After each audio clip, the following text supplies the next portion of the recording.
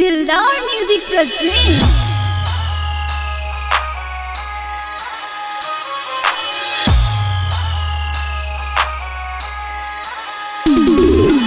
अंगना में आके नैना निका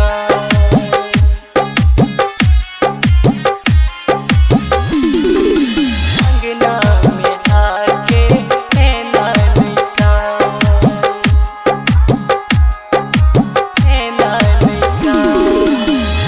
आबे लगलो गे तोरा बरात अंगना में आके नैना निका अंगना में आके नैना निका आबे लगलो गे तोहर बरात अंगना में आके नैना निका छूटी जेतो हमर तोहर साथ इतने दिन के रहोगे प्यारे आबे लगलो तोहर बरात अंगना में आके नैना निका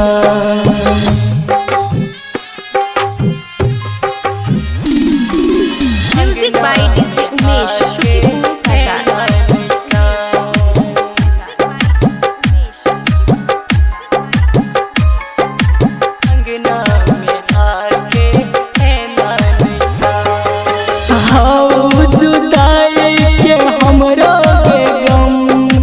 अखिया में तोहरा देखो नहीं लो अखिया में तोहरा देखो नहीं हाउ जुदाई के हमरो के गम अखिया में तोहरा देखो नहीं लो इहे बात सोची के छियो परेशान काडू पर लिखल दोसर के नाम अगिया में चरत रहबोगे हम अंगना में जान अकेले निकाल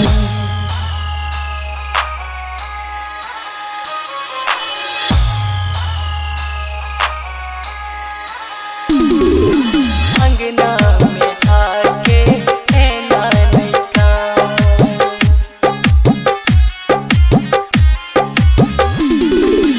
म्यूजिक बाय डीजे उमेश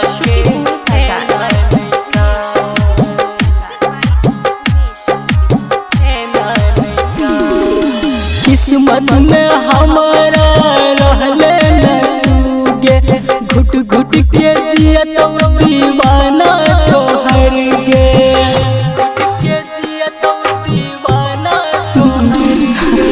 किस्मत में हमारा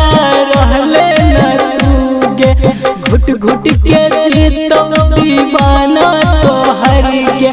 मोहम्मद अफरोज के तू दिल दुखा के गे सुनील झकास के पछतावा आबेगे खुशी खुशी जी है जिंदगी जान अंगना में आके नैना निकाल अंगना में आके नैना निकाल आबे लगलो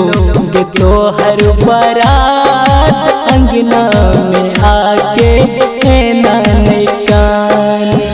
छूटी जेतो हमर तोहर साथ इतने दिन के रहोगे प्यारे आबे लगलो तोहर बरात अंगना में आके नैना निकाल।